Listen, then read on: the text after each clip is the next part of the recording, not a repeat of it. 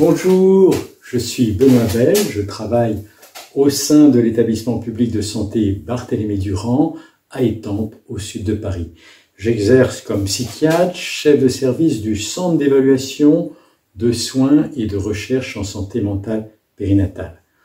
Au cours de mon intervention, je vous parlerai des traumas psychiques en périnatalité, depuis l'évaluation jusqu'à la prise en soins.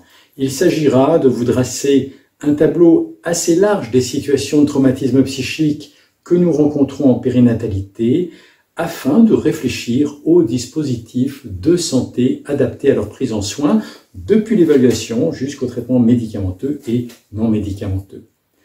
Comme vous le savez, la notion de traumatisme psychique suppose l'exposition à la mort effective d'autrui ou l'exposition à une menace de mort ou d'anéantissement pesant sur autrui ou sur soi-même. Les situations en lien avec de tels traumatismes psychiques sont multiples et fréquentes en période périnatale selon au moins deux niveaux.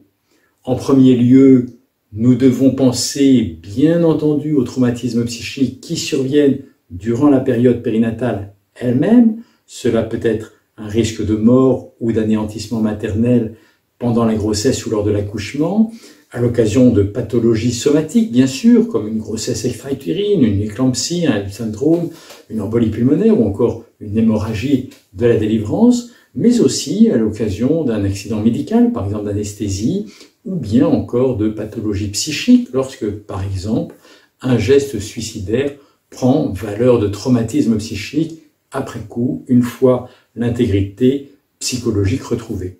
Il peut s'agir encore d'agressions physiques ou sexuelles en rapport ou non avec des violences conjugales et survenant au cours de la période périnatale. Ailleurs encore, il peut s'agir de la mort même de la femme enceinte ou venant d'accoucher, événement qui affectera le père tout autant que le bébé. Enfin, la menace de mort ou la mort même peut concerner bien évidemment le bébé, que ce soit par des menaces d'accouchement prématuré, une fausse couche, une interruption de grossesse, ou bien la mort accidentelle du bébé, ou encore une décompensation psychiatrique avec passage à l'acte sur le bébé.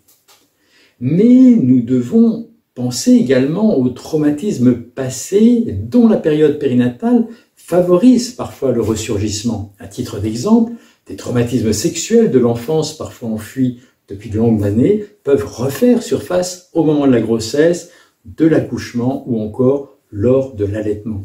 Nous constatons ainsi, malheureusement, la présence importante des traumatismes psychiques dans le champ de la périnatalité.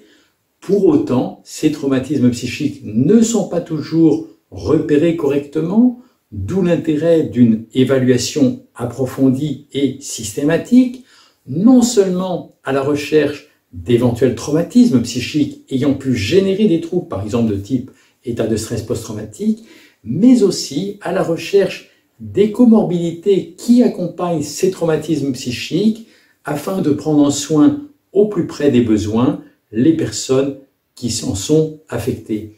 Pour illustration, je vous citerai le cas de Virginie, venue me consulter après la naissance de son troisième enfant pour une dépression.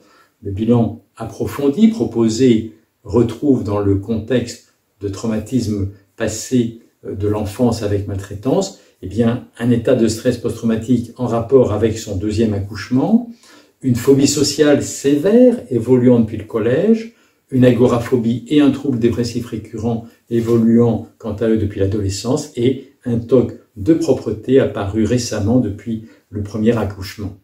Ce bilan approfondi standardisé a permis de soigner au mieux les différents troubles de cette jeune femme. Figurez-vous qu'elle était dans l'incapacité de donner un bain à ses enfants par dégoût de la saleté.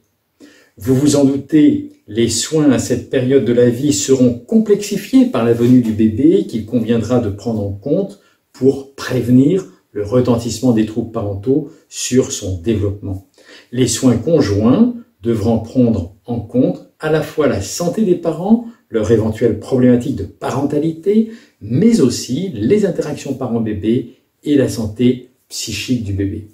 Vous le voyez, le thème de cette intervention est vaste et pose de nombreuses questions pour ajuster et si besoin améliorer nos dispositifs de soins en vue d'une meilleure prise en charge des parents et des bébés. Je vous remercie.